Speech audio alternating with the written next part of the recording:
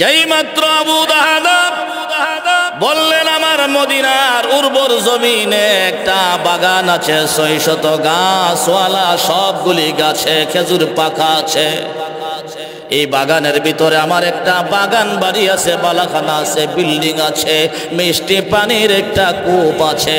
আমি সবগুলি তোমারে দিয়ে দিলাম, এই বাগা খেজুর গাছের মালিক আমারে বানাইয়া দাও। আমার ভাই ওই মালিক তারে বাঁকা খেজুর গাছের মালিক বানাইয়া দিল রে। আবু দাহাদা রাদিয়াল্লাহু তাআলা আনহু এই গাছের মালিক হইয়া নবীজির কাছে দৌড়াইয়া আসলেন।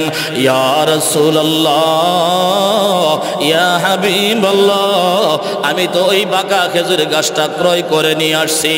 এমনিতে নবীজি বলেন, হে আবু দাহাদা, এই লোকের কাছে আমি খেজুর গাছটা চেয়েছিলাম, সে আমাকে দিল না, তোমাকে কিসের বিনিময়ে দিয়েছে? এমনিতে আবু দাহাদা ডাইকা বলেন, ওগো নবীজি আমার, আপনি কি জানেন না আমার বিশাল বড় একটা বাগান আছে, ৬০০ খেজুর গাছ আছে, এই বাগানের ভিতরে একটা বালাখানা আছে, আমার একটা মিষ্টি পানির কূপ আছে। নবীজি, আমি আমার গোটা বাগান ৬০০ গাছ সহ তারে মালিক বানাইয়া দিছি গো, আর তার বাঁকা খেজুর গাছটা আমি ক্রয় করে নিয়ে আসছি। এমনিতে আমার মায়ার নবী ডাইকা বলেন, সাহাবী রে, তুমি কি জানো নি রে, জান্নাতে হাজার হাজার খেজুর গাছ তোমার জন্য অপেক্ষমান আছে।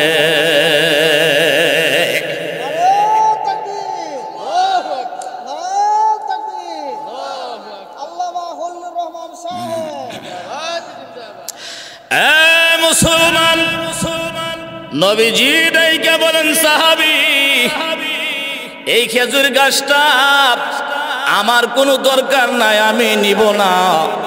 এই যে আমার গরিব সাহাবী আমার কাছে এসেছিল মনে বড় আশা নিয়া, এই লোকে আমার কাছে খেজুর গাছ বিক্রি করে নাই, যেহেতু তুমি ক্রয় করে নিয়ে আসছো, এই গাছটার মালিক তুমি গরিব সাহাবীকে বানায়া দাও।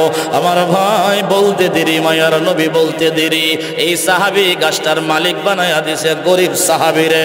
আমার ভাই মালিক বানায়া দিয়া এই হযরত আবু দাহাদা দৌড়াইয়া ওই বাগানের শাহী গেটের সামনে গিয়া ডাক মারলেন, এরে আমার স্ত্রী, তুমি কি আছো নি বাগানের ভিতরে? বলে আসি, আমি আসি বাগানের ভিতরে।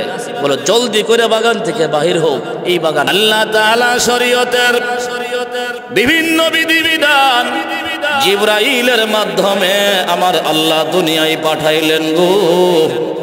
কিন্তু যখন নামাজের প্রশ্নটা আসলো রে ভাই, আমার আল্লাহ রাব্বুল আলামিন জিবরাইলের মাধ্যমে নামাজের বিধান দুনিয়াতে না পাঠাইয়া আমার আল্লাহ আপনার আমার মায়া নবীকে ডাইকা নিয়ে গেলেন আল্লাহর আরশে। কথা বলেন ঠিক কি ঠিক না? আল্লাহ রাব্বুল আলামিন আম্বিয়া কেরামের গোটা জামাতের মধ্য থেকে একমাত্র আপনার আমার মায়ার নবীর আমার আল্লাহর আরশে মেহমানদারি করার জন্যে আমার ভাই আল্লাহ রাব্বুল আলামিন আরশে ডেকে নিলেন, আর হইল নামাজের মতো বিধান নাজিল করার জন্যে।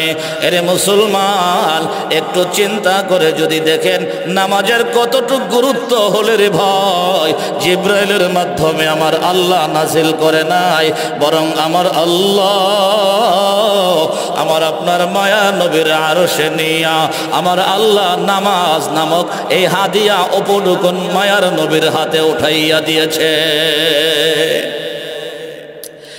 এ মুসলমান,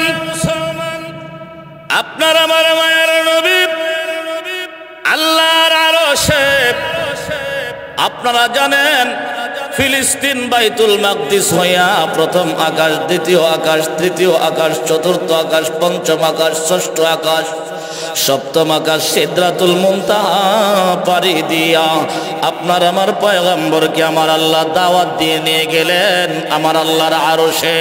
আল্লাহ রাব্বুল আলামিন বড়ই কাছাকাছি পয়গম্বরকে বসাইয়া আমার আল্লাহ ডাইকা বললেন, বন্ধু গো, আমি আল্লাহ আপনাকে জমিন থেকে ফরশ থেকে আরশে উঠাইলাম, আমি আল্লাহ আপনাকে দাওয়াত দিয়ে ফরজ থেকে আরশে আনলাম গো নবী। আপনার কি কোনো চাওয়া পাওয়ার আছে নি গো? আপনি আমার কাছে চাইলে আমি আল্লাহ আপনাকে দিয়া দিব।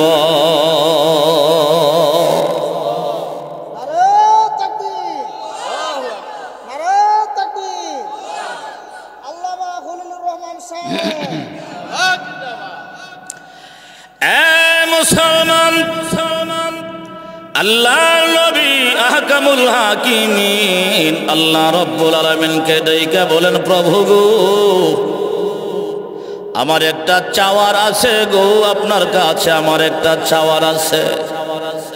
আল্লাহর নবী ডাইকা বলেন, ওগো আহকামুল হাকিমিন আল্লাহ, আমার চাওয়া হলো গো, আপনি আমার গুনাহগার উম্মত গুলিরে মাফ কইরা দে।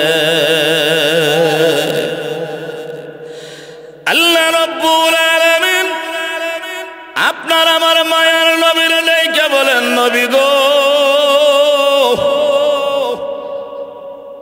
জমিন পাড়ি দিয়া প্রথম আকাশ, দ্বিতীয় আকাশ, সপ্তম আকাশ, সিদরাতুল মুনতাহা পাড়ি দিয়া আমি আল্লাহর আরশে আসার পরেও কি আপনি উম্মত ভুলতে পারেন নাই? ওগো নবীজি, আপনার কলিজার টুকরা ফাতেমার জন্য কিছু চাইলেন না? আপনি হাসান হুসাইনের জন্য কিছু চাইলেন না গো নবী? আপনি চাইলেন গো, আমি আল্লাহর কাছে আপনার গুনাহগার উম্মতগুলির গুনাহ মাফ চাইলেন গো নবী। আমি আল্লাহ আজকে ওয়াদা দিলাম গো নবী, আপনার যেই উম্মতটা একমাত্র শিরিক গুনাহ থেকে বেঁচে থাকবে গো নবী, আমি আল্লাহ তার জিন্দেগানির গুনাহ মাফ করে দিব। ইয়া বুনাইয়া লা তুশরিক বিল্লাহ ইন্নাশ শিরকা লা যুলমুন আযীম।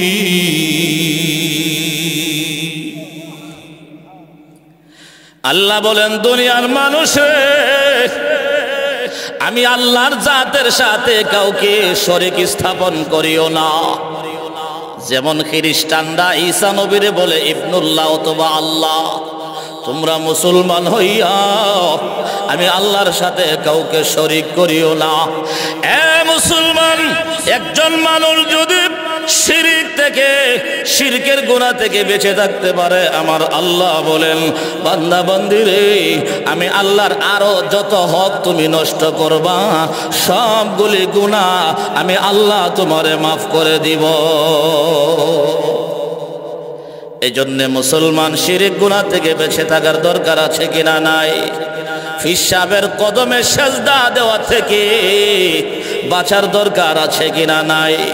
বটগাছের নিচে সেজদা দেওয়া থেকে, মাজারের টাইলসের সিঁড়ির উপরে সেজদা দেওয়া থেকে বাঁচার দরকার আমাদের আছে কিনা নাই রে মুসলমান? আমার আল্লাহ বলেন, মায়ার নবী গো, আপনি যেহেতু আমার আরশে আইসা চাইছেন গো নবী, আমি আপনার উম্মতের গুনাহ মাফ করে দিব, তবে শিরিক থেকে বাঁচা থাকার উপদেশ দিবেন। কোন সুবহানাল্লাহ। আরে মুসলমান, বলতেছিলাম আমার আল্লাহ 5 ওয়াক্ত নামাজকে কতটুকু পরিমাণ গুরুত্ব দিলে আমার আল্লাহ বলেন, জিবরাইল তোমার মাধ্যমে না রে, বরং আমি আল্লাহ রব্বুল আলামিন আমার মায়ার নবীর আরশে আনিয়া এই 5 ওয়াক্ত নামাজ আমার মায়ার নবীর হাতে হাদিয়া দিব। নবীজি চলে আসেন গো, আল্লাহর কাছ থেকে যখন বিদায় নিয়ে চলে আসবেন, আমার আল্লাহ বলেন, নবী গো, আমি আহকামুল হাকিমিন আল্লাহ আপনার উম্মতের জন্য 5 ওয়াক্ত 50 ওয়াক্ত নামাজ হাদিয়া দিলাম। আমার মায়ার নবী আশিক, আল্লাহ হইলেন মাশুক, আশেক মাশুকে যা বলে সব মানে, কথা বলেন ঠিক কি ঠিক না? আমার মায়ার নবী চৌচারা করে নাই, আমার আল্লাহর কাছে দ্বিতীয় কোনো প্রশ্ন করে নাই, সুপারিশ করে নাই। 50 ওয়াক্ত নামাজ নিয়া আল্লাহর আরশ সারিয়া, সপ্তম আকাশ সারিয়া, ষষ্ঠ আকাশে আসিয়া আল্লাহর পয়গম্বর মুসা কালিমুল্লাহর সাথে সাক্ষাৎ হয়ে যায়। মুসা নবী জিজ্ঞাসা করেন, ওগো আখিরি জামানার নবী, আপনার আল্লাহ কি আপনার উম্মতরে কিছু হাদিয়া দিছেনি? বলে হ্যাঁ, অবশ্যই আমার আল্লাহ হাদিয়া দিছেন। কি দিয়েছেন? বলে 50 ওয়াক্ত নামাজ আমার আল্লাহ উম্মতকে হাদিয়া দিয়েছেন। এর চাইতে বড় হাদিয়া আর কি হতে পারে? এমনিতে মুসা নবী ডাইকা বলেন, ওগো নবীজি, আপনি তো উম্মত বেশি দিন পরিচালনা করেন নাই, আমি কিন্তু বনি ইসরাইলকে পরিচালনা করেছি দীর্ঘ জমানা। আপনার উম্মতগুলি 50 ওয়াক্ত নামাজ কোনো দিনও সম্ভব হবে না, আদায় করবে না। নবী গো, আপনি আবার রিটার্ন আল্লাহর কাছে যান গো নবী, আল্লাহর কাছে সুপারিশ করেন যেন আরো কিছু ওয়াক্ত আমার আল্লাহ কমায়া দেয়। আপনার আমার মায়ার নবী আমার আল্লাহর কাছে গিয়ে বললেন, প্রভু গো, আমার উম্মতগুলি 50 ওয়াক্ত নামাজ বড় ভারী বোঝা ওজন হয়ে যাবে। আমার মায়ার উম্মতগুলি 50 ওয়াক্ত নামাজ দৈনিক 24 ঘন্টার ভিতরে আদায় করা বড় কষ্ট হয়ে যাবে। আমার আল্লাহ বলেন, নবীজি গো, আমি 5 ওয়াক্ত নামাজ কমাইয়া দিলাম, কোন রিওয়ায়াতে আছে 10 ওয়াক্ত নামাজ কমাইয়া দিলাম। এ মুসলমান, এইভাবে আল্লাহর নবী মুসা পয়গম্বরের কাছে আসে, সাক্ষাৎ হয়ে যায়। মুসা নবী আমার মায়ার নবীরে বলে, আবার জান আল্লাহর কাছে। আরে মুসলমান, এইভাবে মুসা পয়গম্বর আকামুল হাকিমিন আল্লাহর কাছে 9 বার যাওয়ার পরে 45 ওয়াক্ত নামাজ কমাইয়া আর আছে মাত্র 5 ওয়াক্ত নামাজ। কথা বলেন ঠিক কি না? মুসা নবী 5 ওয়াক্ত নামাজ নিয়া আমার আপনার নবী 5 ওয়াক্ত নামাজ নিয়া মুসা পয়গম্বরের কাছে হাজির হয়ে যায় ষষ্ঠ আকাশে। মুসা নবী বলেন, গো নবী, একটু থামেন, আমার আল্লাহ আপনার উম্মতের জন্য আর কয় ওয়াক্ত নামাজ বাকি রাখছে? বলে 5 ওয়াক্ত নামাজ বাকি রাখছে। মুসা নবী বলেন, যান যান যান, আবারও আমার আল্লাহর কাছে যান, গিয়া সুপারিশ করেন। এমনিতে আমার আপনার নবী মুসা নবীর ডাইকা বলেন, মুসা গো, আমি আমার আল্লাহর কাছে আবার যাইতে লজ্জা লাগে। সুবহানাল্লাহ কইতেন না? আমার আল্লাহ যদি এখন আরো 5 ওয়াক্ত নামাজ রাইখা দেয়, তাহলে আমার উম্মতের নামাজ বলতে কোনো কিচ্ছু থাকবে না। কথা বলেন ঠিক কি না? এই নামাজ তো সাধারণ নামাজ না, নামাজে কেরাত পড়লে আল্লাহর সাথে কথা হয়ে যায়। এ মুসলমান, আল্লাহ নবী বলেন, মুসা, আমি 5 ওয়াক্ত নামাজ নিয়ে খুশি, আমি আমার উম্মতরে আশা করি 5 ওয়াক্ত নামাজ নিয়ে দিলে মানবে। আমার উম্মত বিনয়ের সাথে 5 ওয়াক্ত নামাজ আদায় করবে। আমি আর কমাতে যাব না গো। আমি আবার আল্লাহর কাছে যাওয়া, সেটা আমার কাছে লজ্জা বোধ হচ্ছে। আরে মুসলমান, আল্লাহর নবী 5 ওয়াক্ত নামাজ নিয়ে যখন রওনা দিয়ে দিলেন, এমনিতে হাকামুল হাকিমিন আল্লাহ রব্বুল আলামিন ডাইকা বলেন, হে আখিরি জামানার বন্ধু, আপনি ভালো করে শুনেন গো নবী। ওগো আমার নবী, আপনার যেই উম্মতটা নাকি নারী হোক পুরুষ হোক 5 ওয়াক্ত নামাজ মনোযোগ সহকারে যদি আদায় করে গো, আমি আল্লাহ রব্বুল আলামিন ওয়াদা দিলাম, আমি আল্লাহ আপনার উম্মতের আমল নামায় 50 ওয়াক্ত নামাজের হাদিয়া আর সওয়াব দিয়ে দিব। গন সুবহানাল্লাহ। বলেন, উম্মতে মুহাম্মাদির 5 ওয়াক্ত নামাজে সওয়াব পাওয়া যাবে কয় ওয়াক্তের? 50 ওয়াক্তের সওয়াব। ও আমার ভাই, এর চাইতে সুবর্ণ সুযোগ আমাদের জন্য আর কি হতে পারে? এর জন্যই তো উম্মতে মুহাম্মাদির হায়াত কম, সওয়াব বেশি। কথা বলেন ঠিক কি না? নামাজ পড়ব 5 ওয়াক্ত, সওয়াব পাইব 50 ওয়াক্তের। আমার ভাই, এই জন্য এই নামাজের প্রতি আমাদের গুরুত্ব দেওয়ার দরকার আছে কিনা? নাই। আল্লাহ বলেন, ওয়া আকিমিস সালাতা লিযিকরি, বান্দা তুমি আমি আল্লাহর স্মরণে নামাজ পড়ো, এই নামাজ তোমাকে চূড়ান্ত সফলতায় আমার জান্নাতে পৌঁছাইয়া দিবে। কুল ইন্না সালাতি ওয়া নুসুকি ওয়া মাহইয়ায়া ওয়া মামাতি লিল্লাহি রাব্বিল আলামিন। আল্লাহ পাক রব্বুল আলামিন বলেন, হে নবী আপনি বলুন, কুল ইন্না সলাতি ওয়া নুসুকি, নিশ্চয়ই আমার নামাজ, নিশ্চয়ই আমার কুরবানি, ওয়া মাহইয়ায়া ওয়া মামাতি, আমার হায়াত আমার মওত সবগুলি আল্লাহর জন্য। কথা বলেন ঠিক কি না? আমার ভাই নামাজ পড়তে হবে কার জন্য? ওয়া আকিমিস সালাতা লিযিকরি, নামাজ পড়তে হবে আমি আল্লাহর স্মরণে। রিয়া আন নাস, লোক দেখানোর জন্য নামাজ পড়লে এই নামাজ আমি আল্লাহর আরশ পর্যন্ত পৌঁছে না। কথা বলেন ঠিক কি না? নির্বাচনের আগ মুহূর্তে প্রার্থীরা এক ওয়াক্তের নামাজ মাঝে মধ্যে ডাবলও পড়ে। এক মসজিদে নামাজের সালাম ফিরাইয়া ভোট চাই আরেক মসজিদে গেছে, সেই মসজিদে গিয়ে দেখে একামত চলে। বাহিরে দাঁড়ায় থাকলে মানুষ মন্দ দিব, মেম্বার দিয়ে নামাজই পড়ে না। বুঝলেন না? একই ওয়াক্তের নামাজ। আবার ওই মসজিদে শরীক হয়েছে, নামাজ পড়া দাঁড়ায় কইতেছেন, আসসালামু আলাইকুম, কেমন আছেন আপনারা? আমারা নির্বাচিত করলে এই দিমু সেই দিমু। কথা বলেন ঠিক কি ঠিক না? এগুলি পলিটিক্যাল ওয়াদা, ঠিক না? সব কিছু পাওয়া যায় না আমার ভাই, পাওয়া যাক বা না যাক। এক ওয়াক্তের নামাজ প্রার্থীর কয়বার হয়ে গেল? 2 বার। কিন্তু ফাঁস করার পরে মসজিদে ভাইবেন দূরের কথা, মসজিদের রাস্তা দিয়ে যান, ঠিক না? আমার ভাই, তাহলে এই নামাজটা ছিল ভোট পাওয়ার নামাজ। আমার আল্লাহ বলেন, তোর ভোটের নামাজ আমি আল্লাহর আরশ পর্যন্ত পৌঁছতে পারে না। এই জন্য ওয়া আকিমিস সালাতা লিযিকরি, তুই মেম্বার, চেয়ারম্যান, তুমি যাই হও না কেন, আমি আল্লাহর স্মরণে নামাজ পড়তে হবে। কথা বলেন ঠিক কি না? ভাই বলতেছিলাম, শারীরিক ইবাদতের 1 নাম্বার মেজদাক হলো নামাজ। 5 ওয়াক্ত নামাজের প্রতি গুরুত্ব দেওয়ার দরকার আছে কিনা নাই? সবাই আমরা 5 ওয়াক্ত নামাজ পড়বো তো ইনশাআল্লাহ? 5 ওয়াক্ত নামাজ পড়বো। আমার আল্লাহ রব্বুল আলামিন এই 5 ওয়াক্ত নামাজ প্রত্যেককেই যেন পড়ার সুযোগ করে দেন, তৌফিক দেন। বলেন আমিন। কতদিন পড়বো? মরণ পর্যন্ত। আমার আল্লাহ বলেছেন, ওয়াবুদ রব্বাকা হাত্তা ইয়াতিয়াকাল ইয়াকিন, বান্দা তোর মরণ পর্যন্ত নামাজ পড়তে থাক। কথা বলেন ঠিক কিনা? 2 নাম্বার মেজদাক হলো আল জিহাদু ফি সাবিলিল্লাহ, সময় সুযোগ ডাক আসলে আল্লাহর রাস্তায় জিহাদ করা, এটা শারীরিক ইবাদত। কথা বলেন ঠিক কিনা? জিহাদের কথা কইলে মানুষ আজ্ঞা টাজ্ঞা না। কথা বলেন ঠিক নিও? অথচ রাসূল বলেন, আল জিহাদু মাজিন ইলা ইয়াউমিল কিয়ামা।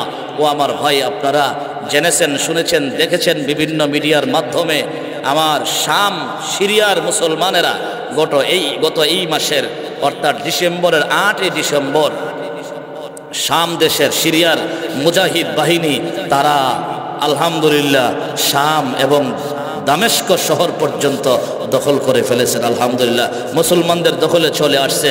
আমার ভাই, এই শাম দামেস্ক এগুলি হইল মুসলমানদের পুরানা ঘাঁটি, ভবিষ্যৎ ঘাঁটি। কিয়ামতের আগেও ইসলামের ঘাঁটি হবে, সেখান থেকে ইসলামের পতাকা উড্ডীন হবে। গোটা বিশ্বে ইসলামী রাষ্ট্র ঘোষণা করবেন সেই শাম থেকে। সুবহানাল্লাহ। তাহলে কখনো কখনো যদি রক্ত দেওয়ার প্রয়োজন হয়ে যায়, তাহলে আমরা ঘরে ঘুমাই থাকবো না রে ভাই। আল জিহাদু ফি সাবিলিল্লাহ, রাসূল বুখারী শরীফের হাদিস, ইমাম বুখারী রাহমাতুল্লাহ আলাইহি নিয়ে আসছেন, মান কাতালা লিতাকুনা কালিমাতুল্লাহি হিয়াল উলিয়া ফাহুয়া ফি সাবিলিল্লাহ। আল্লাহর কালিমাকে বুলন্দ করার জন্য, প্রতিষ্ঠা করার জন্য কোরআনের পক্ষে লড়াই করার নাম হলো আল্লাহর রাস্তায় জিহাদ। সময় সুযোগ চলে আসলে অবশ্যই রক্তবিন্দু দিয়ে হলো ইসলামের ইজ্জত, কোরআনের ইজ্জত, আল্লাহর হাবিবের ইজ্জত রক্ষা করার জন্য কারা কারা রাজি আছেন? হাত উঠায় আমার মাওলানা দেখায় দেন। মুসলমান আমরা অবশ্যই ইসলামকে টিকিয়ে রাখার জন্য রক্ত দিতে 24 ঘন্টা প্রস্তুত। কথা বলেন ঠিক কিনা? আল্লাহুম্মা রযুকনা শাহাদাতান ফি সাবিলিক, এই দোয়া আমার নবীজি পড়েছেন, সোয়া লক্ষ সাহাবায়ে কেরাম পড়েছেন, মুজাহিদরা পড়েছেন, আমরাও পড়ব আল্লাহুম্মা রযুকনা শাহাদাতান ফি সাবিলিক। আমার ভাই, আপনারা জানেন 3য় হিজরিতে উহুদ যুদ্ধ সংঘটিত হয়ে গেল বেঈমানদের বিরুদ্ধে। কথা বলেন ঠিক কিনা? উহুদ যুদ্ধ। ও আমার ভাই, সংক্ষিপ্তভাবে বলছি। উহুদ যুদ্ধের প্রাথমিক পর্যায়ে মুসলিমদের বিজয় ছিল, মাঝখানে মুসলিমদের পরাজয় ভাব ছিল। সর্বশেষ মুসলমানদেরকে আমার আল্লাহ উহুদের ময়দানে বিজয় দান করে দিয়েছেন। দেখেন, মধ্যখানে মুসলমানদের একটু পরাজয় হয়েছিল, যেখানে 70 জন মুসলমান সাহাবীদেরকে, মুজাহিদদেরকে তারা অতর্কিত হামলা করে শহীদ করে দিয়েছিল। কথা বলেন ঠিক কিনা? আপনারা যারা উহুদের ময়দানে গেছেন, সেখানে সাহাবায়ে কেরামের মাকবারগুলি এখনো আছে। কথা বলেন ঠিক কিনা? কবরগুলি এখনো আছে। আমার ভাই আমির হামজার কবর সেখানে আছে। উহুদের যুদ্ধ সর্বশেষ মুসলমানদের যখন বিজয় হয়ে গেল, আমার ভাই, তখন নবীজি সাল্লাল্লাহু আলাইহি ওয়াসাল্লাম যায়েদ ইবনে সাবিত একজন সাহাবী ছিলেন, ওনাকে বলতেছেন, যায়েদ রে, তুমি একটু খোঁজ খবর নিয়ে তালাশ করে দেখো না আমার সাদ ইবনে রবির দেহটা কোথায় আছে। কারণ আমি নবীকে যখন উহুদের ময়দানে বেঈমান কাফের মুশরিকরা আমি নবীকে লক্ষ্য করে যখন তীর মারত, সবগুলি তীর এই সাদ ইবনে রবি নিজে বুক ফেতে গ্রহণ করে নিয়েছে। কি সাধারণ কথা নাকি? চারটিখানি কথা নাকি মিয়া? একটা তীর নবীর উপরে আসতেছে, নিজের বুক পেতে গ্রহণ করে নিয়েছে। নবীজি বলেন, যায়েদ ইবনে সাবিত, তুমি আমার সাদের দেহটা একটু তালাশ করে দেখো, যদি তাকে জীবিত পাও, 1 নম্বরে আমি নবীর সালাম দিবে, 2 নম্বর তাকে জিজ্ঞাসা করবে, এতগুলি তীরের আঘাতের পর এখন তোমার কি অবস্থা, কেমন লাগতেছে, কেমন তোমার কষ্ট হচ্ছে, এতটুকু তুমি জিজ্ঞাসা করবা। আমার মনে হয় আমার সাদ বেশি সময় বাঁচবে না। মুসলমান, যায়েদ ইবনে সাবিত রাদিয়াল্লাহু তাআলা আনহু উহুদের ময়দানটা তন্ন করে তালাশ করে, সাদ ইবনে রবির লাশটা কোথায় আছে রে আমার জানা নাই। তালাশ করতে মুসলমান শুহাদায়ে কেরামের মাঝখানে গিয়া তার দেহটা পাওয়া গেল। আমার ভাই যায়েদ ইবনে সাবিত হযরতে সাদ ইবনে রবির বুকে হাত দিয়া বলতেছেন, সাদ রে, তুমি কি এখনো জিন্দা আছো নাকি শহীদ হয়ে গেছো? এমনিতে সাদ ইবনে রবি বলতেছেন, এ যায়েদ, আমি এখনো জীবিত আছি। কি সংবাদ বলো? বলে, তুমি যদি জীবিত থাকো তাহলে আমার মায়ার নবীর পক্ষ থেকে একটা সালাম গ্রহণ করে না। সুবহান, নবীর সালাম পাওয়া সাধারণ কোনো কথা না। কথা বলেন ঠিক কিনা? এ মুসলমান, যায়েদ ইবনে সাবিত হযরতে সাদ ইবনে রবিকে বলতেছেন, ভাই, আমার মায়ার নবী বলেছেন তোমাকে যদি জীবিত পাই তাহলে পয়গম্বরের পক্ষ থেকে সালাম জানানোর জন্য। আর 2 নাম্বার, আমার মায়ার নবী জানতে চাইছেন এখন তোমার কেমন কষ্ট হচ্ছে, তোমার শরীরে কতটা তীরের আঘাত আছে গো। আমি যায়েদ ইবনে সাবিত একটু গুনতে চাই। আমার ভাই যায়েদ ইবনে সাবিত বলেন, আমি একটা তীরের আঘাত গুনতে গণনা করে দেখলাম 70 জরবা, 70টা তীরের আঘাত, 70টা তীরের আঘাত সাদ ইবনে রবির শরীরে আমি গনে পেয়েছি। আমার ভাই, একটা মানুষের শরীরে যদি 70টা তীরের আঘাত থাকে, মানুষটা এখনো বাঁচার কথা না। কথা বলেন ঠিক কিনা? আমার ভাইরা, যায়েদ ইবনে সাবিত সাদ ইবনে রবিকে জিজ্ঞাসা করেন, ভাই রে, তুমি যেহেতু এখনো শহীদ হও নাই, এখনো জীবিত আছে, আমার মায়ার নবী জানতে চেয়েছেন এখন তোমার কেমন কষ্ট লাগতেছে, এখন তোমার কেমন কষ্ট লাগতেছে। এমনিতে সাদ ইবনে রবি ডাইকে বলেন, এরে আমার ভাই, তুমি আমার মায়ার নবীকে একটু জানায়া দিও গো, আমি নবীর পক্ষ থেকে তীরগুলি গ্রহণ, তাদের মনে কোনো কষ্ট নাই গো, কোনো ব্যথা নাই, আমার কোনো যন্ত্রণা নাই গো। ইন্নি আজিদুরি হাল জান্নাহ, আমার মায়ার নবীরে এতটুক জানাইয়া দিও, আমি সাদ উহুদের ময়দানে শোয়া শোয়া আমি আল্লাহর তৈয়ারি জান্নাতের সুঘ্রাণ পাইতে আছি। ইন্নী আজিদু রিহাল জান্নাহ, আমি জান্নাতের সুঘ্রাণ পাইতে আছি। যেই মানুষটা দুনিয়াতে থাইকা জান্নাতের সুঘ্রাণ পাই, এই মানুষটার মনে কোনো ব্যথা থাকতে পারে না, কষ্ট থাকতে পারে না। কথা বলেন ঠিক কি না? আমার ভাই, এই হলো আল জিহাদ ফি সাবিলিল্লাহ, শারীরিক ইবাদতের একটা অংশ। কথা বলেন ঠিক কি ঠিক না? সবিস্তারে আলোচনা তো আরেকদিন সময় না। আমার ভাই বলছিলাম আর্থিক ইবাদত, 2 নম্বরে কি আর্থিক ইবাদত। শারীরিক ইবাদতের আরো বহু উদাহরণ আছে। আর্থিক ইবাদত আমার আল্লাহ রাব্বুল আলামিন কোরআনে হাকিমের বিভিন্ন আয়াতে, নবীজি বিভিন্ন হাদিসে আমাদেরকে উদ্বুদ্ধ করেছেন আর্থিক ইবাদত করার জন্য। কথা বলেন ঠিক কি না? আল্লাহ পাক রব্বুল আলামিন পবিত্র কোরআনুল কারীমের 4 নং পারার 1 নম্বর পৃষ্ঠার 1 নম্বর লাইনে আমার আল্লাহ আলোচনা করেন, লাং তানালুল বিররা হাত্তা তুনফিকু মিম্মা তুহিব্বুন।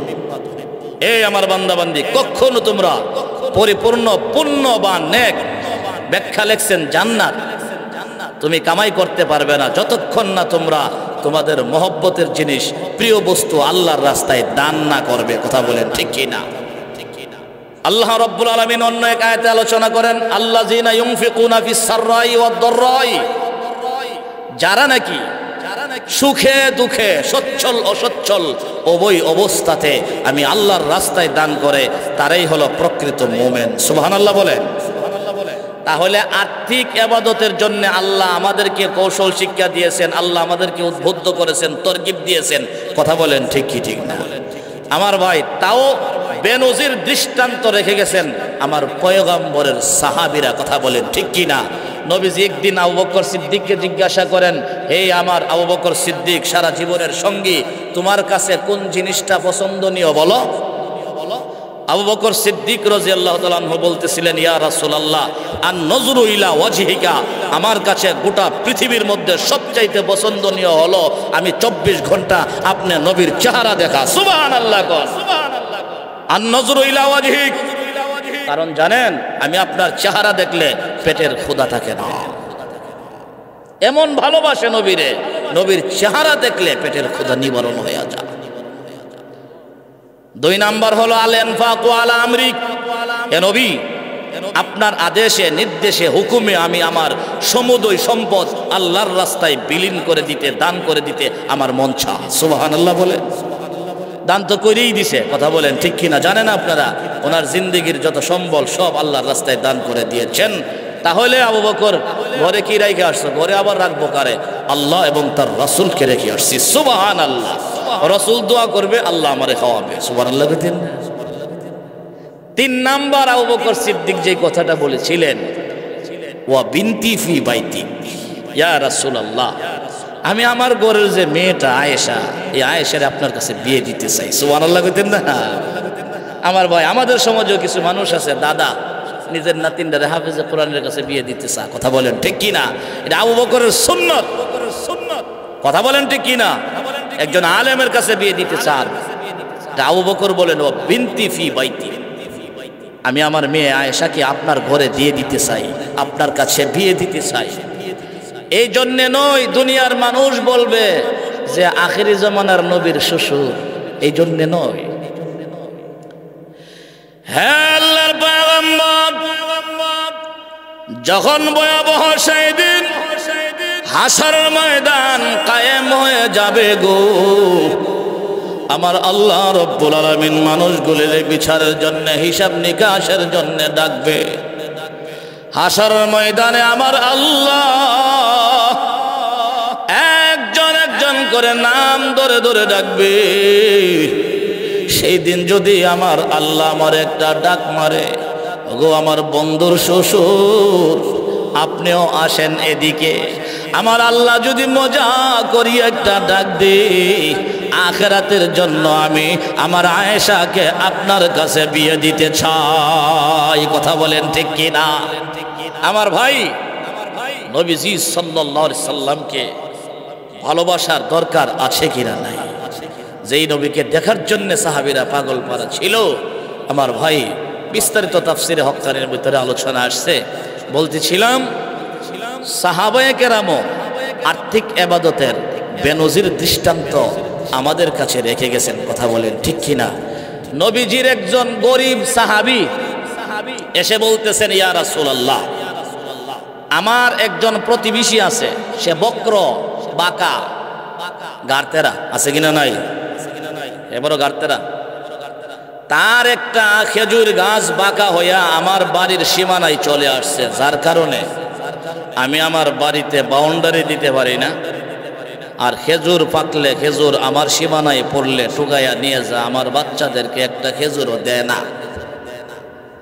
এইরকম বখিল কৃপণ সমাজে কিছু থাকে। কথা বলেন ঠিক কিনা? আমার ভাই, তো আমার বাউন্ডারিটা সোজা করে দেওয়ার জন্য আপনি দয়া করে ওই খেজুর গাছের মালিকেরা দেখিয়া খেজুর গাছটা কিন্না আমারে মালিক বানাই দেন। সুবহানাল্লাহ। নবীজির কাছে যে যা চাইতো তারে তা দিত, কারণ নবীজি বড়ই দানবীর ছিলেন। কথা বলেন ঠিক কিনা? গরিব সাহাবী আয়েশা বলতেছেন, এই বাঁকা খেজুর গাছের মালিক বানাই দেন আমারে। নবীজি বাঁকা খেজুর গাছের মালিকেরা ডাকছে, হের গাছও বাঁকা, হেও বাঁকা। কথা বলেন ঠিক কিনা? নবীজি বলতেছেন, তোমার খেজুর গাছটা আমার কাছে বিক্রি করে দাও, বিনাখলাতিন ফিল জান্নাহ, এর বিনিময়ে তোমাকে জান্নাতের ভিতরে একটা খেজুর গাছ দেওয়া হবে। আমার ভাই, হতভাগা নালায়েক, সে নবীজির সাথে অস্বীকার করছে, আমি আমার খেজুর গাছ দিব না, জান্নাতে খেজুর গাছের আমার দরকার নেই। নাউজুবিল্লাহ, দিব না, সে বলে চলে গেছে। নবীজির আরেকজন সাহাবী পাশেই দাঁড়ানো ছিল, নাম তার আবু দাহদাহ রাদিয়াল্লাহু তাআলা আনহু। হযরত আবু দাহদাহ রাদিয়াল্লাহু তাআলা আনহু দৃশ্যটা দেখলেন। এত বড় হতভাগা, পুরা কপাল, নালায়েক নবীজি তার খেজুর গাছটা চাইছে, দিল না, তাও আবার জান্নাতের খেজুর গাছের বিনিময়ে দিল না। ব্যাপারটা কি? কি দিয়া দিব? আমি একটু যাই। হযরত আবু দাহদা যাইতে যাইতে বাঁকা খেজুর গাছের মালিকের বাড়িতে গিয়ে বলতেছেন, ভাই, তোমার খেজুর গাছ কি বিক্রি করবা আমার কাছে? বলে, কি দিবা? তুমিই বলো কি দিব। বলে, না, তুমি বলো কি দিবা। তখন হযরত আবু দাহদা নবীর সাহাবী বলতেছিলেন, তুমি যদি তোমার বাঁকা খেজুর গাছের মালিক আমারে বানাই দাও, আমার কাছে বিক্রি করো, মদিনার উর্বর জমিতে বিশাল বড় আমার একটা বাগান আছে, যেই বাগানে 600 খেজুর গাছ আছে, সেই 600 খেজুর গাছ সহ, বাগান সহ তোমারে আমি দিয়ে দিব, শুধু তুমি তোমার বাঁকা খেজুর গাছটা আমার কাছে বিক্রি করে দাও। আমার ভাই, তখন এই মালিক বলতেছিল, তুমি কি আমার সাথে উপহাস করছো, ঠাট্টা করছো, বিদ্রুপ করছো, ইস্তেহজা করছো? বলে, না, আমি গোটা বাগান তোমারে দিয়া বাঁকা খেজুর গাছ আমি নিতে চাই আমার নবীরে খুশি করার জন্য। কারণ নবীজি নারাজ হইছে, তুমি যে খেজুর গাছ দেও নাই। কথা বলেন ঠিক কি না? নবী নিজের জন্য চাই নাই, একজন গরিব সাহাবীর জন্য চাইছিলেন। কথা বলেন ঠিক কি ঠিক না? মুসলমান, যেই মাত্র আবু দাহদা বললেন, আমার মদিনার উর্বর জমিনে একটা বাগান আছে, 600 গাছওয়ালা, সবগুলি গাছে খেজুর পাকা আছে। এই বাগানের ভিতরে আমার একটা বাগান বাড়ি আছে, বালাখানা আছে, বিল্ডিং আছে, মিষ্টি পানির একটা কূপ আছে, আমি সবগুলি তোমারে দিয়ে দিলাম, এই বাঁকা খেজুর গাছের মালিক আমারে বানাইয়া দাও। আমার ভাই, ওই মালিক তারে বাঁকা খেজুর গাছের মালিক বানাইয়া দিল রে। আবু দাহদা রাদিয়াল্লাহু তাআলা আনহু এই গাছের মালিক হইয়া নবীজির কাছে দৌড়াইয়া আসলেন, ইয়া রাসূলুল্লাহ, ইয়া হাবিবাল্লাহ, আমি তো ওই বাঁকা খেজুর গাছটা ক্রয় করে নিয়ে আসছি। এমনিতে নবীজি বলেন, হে আবু দাহদা, এই লোকের কাছে আমি খেজুর গাছটা চেয়েছিলাম, সে আমাকে দিল না, তোমাকে কিসের বিনিময়ে দিয়েছে? এমনিতে আবু দাহদা ডাইকা বলেন, ওগো নবীজি আমার, আপনি কি জানেন না আমার বিশাল বড় একটা বাগান আছে, 600 খেজুর গাছ আছে, এই বাগানের ভিতরে একটা বালাখানা আছে, আমার একটা মিষ্টি পানির কূপ আছে। নবীজি আমি আমার গোটা বাগান 600 গাছ সহ তারে মালিক বানাইয়া দিছি গো, আর তার পাকা খেজুর গাছটা আমি ক্রয় করে নিয়ে আসছি। এমনিতে আমার মায়ার নবী ডাইকা বলেন, সাহাবী রে তুমি কি জানো নি রে, জান্নাতে হাজার হাজার খেজুর গাছ তোমার জন্যে অপেক্ষমান আছে।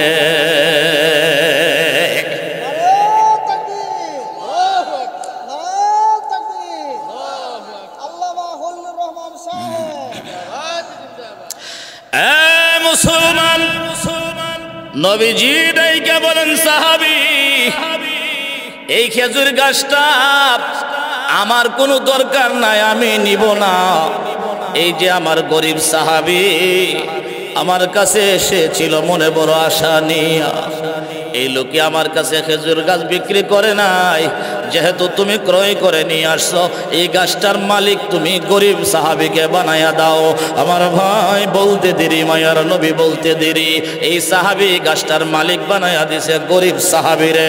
আমার ভাই মালিক বানায়া দিয়া এই হযরত আবু দাদা দৌড়াইয়া ওই বাগানের শাহী গেটের সামনে গিয়া ডাক মারলেন, এরে আমার স্ত্রী তুমি কি আছো নি বাগানের ভিতরে? বলে আসি, আমি আসি বাগানের ভিতরে। বলো জলদি করে বাগান থেকে বাহির হোক, এই বাগান আমরার না। সুবহানাল্লাহ কইতেন না? আবু দাদা বলতেছেন জলদি করে বাগান থেকে বের হও, এই বাগান আমাদের না। স্ত্রী কই এই বাগান তো আমাদেরও। বলে না, আমি এই গোটা বাগান দিয়া একটা খেজুর গাছ কিনে আন্না আমার নবীর মুখে হাসি ফোটাইয়া দিছি। সুবহানাল্লাহ। স্ত্রী দৌড়াইয়া বাহির হইয়া বলতেছেন, স্বামী আমার রবিহাল ভাইও, আজকে আপনার ব্যবসাটা বড় লাভজনক ব্যবসা হয়েছে, আপনি লস মনে করেন না। 600 গাছের বিনিময়ে একটা গাছ ক্রয় করছেন, এর অর্থ হইল আপনি নবীর মুখে হাসি ফুটাইয়া আল্লাহর তৈরি জান্নাত কিনে নিয়েছেন। রবিহাল ভাই, আমরা সমাজের বউ হইলে কি করলো? স্বামী আমার আপনার মাথায় সমস্যা হয়ে গেছে, ঠিক নেও, জলদি করে বলেন রাখতো আমার স্বামীরা ভাবনা নিতে হইব। কথা বলেন ঠিক না? মনে করলো কি স্বামী মনো পাগল হয়ে গেছে গা, জলদি করে ভাবনা নেওয়া দরকার। পাগল না হইলে 600 গাছের বাগান দিয়া একটা গাছ ক্রয় করতে পারে না। কথা বলেন ঠিক কিনা? আসলেই পাগল ছিল, তবে আল্লাহ এবং আল্লাহর রসুলের পাগল ছিলেন। কথা বলেন ঠিক কি ঠিক না? এই জন্যে মুসলমান আমরাও আমাদের আল্লাহর জন্য রসুলের জন্য পাগল পারা হওয়ার দরকার আছে কিনা নাই? এই মুসলমান, এই হলো আর্থিক ইবাদত। দেখেন সাহাবী কি বুঝাটা বুঝছে। সাহাবী মনে করছে গাছটা আমি ক্রয় করে নিয়ে আসলে বাগানের বিনিময়ে আমার নবী খুশি হয়ে যাবো গা।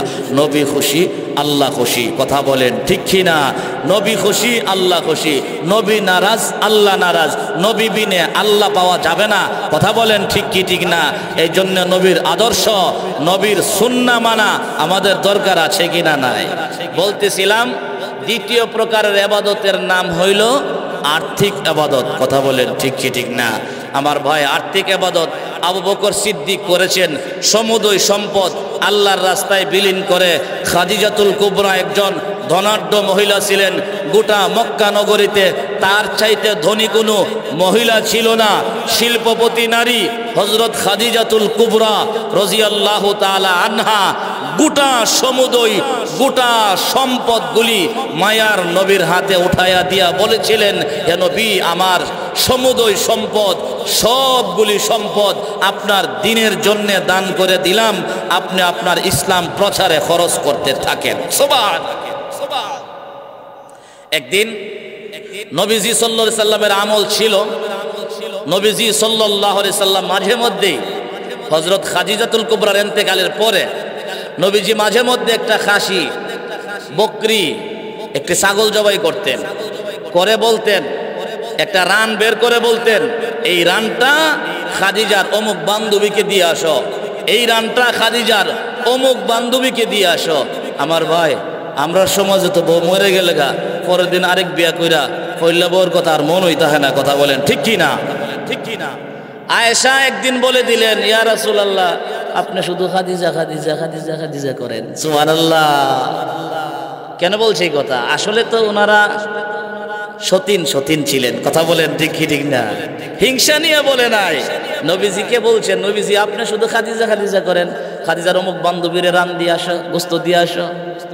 নবীজি বলেছিলেন আয়েশা তুমি খাদিজার ব্যাপারে আমাকে কষ্ট দিও না, খাদিজার ব্যাপারে তুমি কিছু বললে আমার মনে কষ্ট যাবে। সুবহানাল্লাহ কইতেন না? স্ত্রীর মহব্বত দিলে ছিল কি ছিল না? ও আমার ভাই, আমাদের সমাজটা এখন আগুন্না সমাজ হয়ে গেছে, আমাদের সংসার আগুনের সংসার হয়ে গেছে। স্বামী স্ত্রীর মিল নাই, হরি বউয়ের মিল নাই, কথা বলেন ঠিক কি ঠিক না? মারাত্মক একটা ভাইরাস হয়ে গেছে এখন, স্বামী স্ত্রীর মিল থাকে না আর হরি বউয়ের মিল থাকে না, কথা বলেন ঠিক কি না? আমার সম্মানিত মায়েরা যদি পুত্রবধূ ছেলের বউডারে নিজের মেয়েটার মতোই মনে করে, আর এই পুত্রবধূটাও যদি শাশুড়িকে নিজের আম্মা জানের মতোই মনে করে, এই সংসারে কোনোদিন আগুন জ্বলতে পারে না, কথা বলেন ঠিক কি না? ও মুসলমান, আপনি আর আমি যদি স্বামী আর স্ত্রী মায়ার নবী সুন্নাহ অনুযায়ী আমরা জীবন যাপন করি, এই সংসারও কোনোদিন আগুনের সংসার হবে না, এই সংসার হয়ে যাবে রহমতের সংসার। আমার ভাই কথা বলেন ঠিক কি ঠিক না? ও মুসলমান, আপনাদের সম্মুখে এই সংক্ষিপ্ত সময়ের ভিতরে কিছু কথা আলোচনা করলাম। মহান মালিক ভুল ত্রুটি মাফ করে আমাকে আপনাদের সকলকে আমল করার তৌফিক দান করুন, সকলে বলুন আমিন। আমার ভাই, আমার বড় ভাইজান মুফতি মিজানুর রহমান কাসিমি সাহেব দামাত ফিউজুহুম এসেছেন, অত্যন্ত মূল্যবান আলোচনা গোটা দেশব্যাপী করে থাকেন। আল্লাহ তাআলা হযরতের হায়াতে বারাকা দান করুন, বলুন আমিন। ওয়া আখিরু দাওয়ানা আলহামদুলিল্লাহি রাব্বিল আলামিন। আসসালামু আলাইকুম ওয়া রাহমাতুল্লাহি ওয়া বারাকাতুহু।